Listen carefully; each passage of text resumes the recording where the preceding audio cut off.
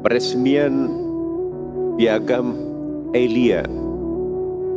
Piagam Elia inilah nanti yang menjadi pertanda peresmian tahun baru Hijriah. Apa perbedaannya Bapak Ibu sekalian? Tahun miladiah atau Masehi menggunakan perhitungan matahari sebagai patokan. Jadi peredarannya matahari berapa itu? Matahari lebih besar dari bulan kan? Sedangkan Hijriah itu menggunakan perputaran bulan.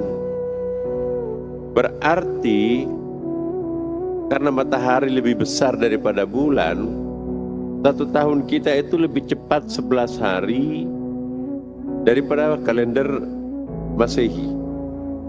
Bapak Ibu sekalian,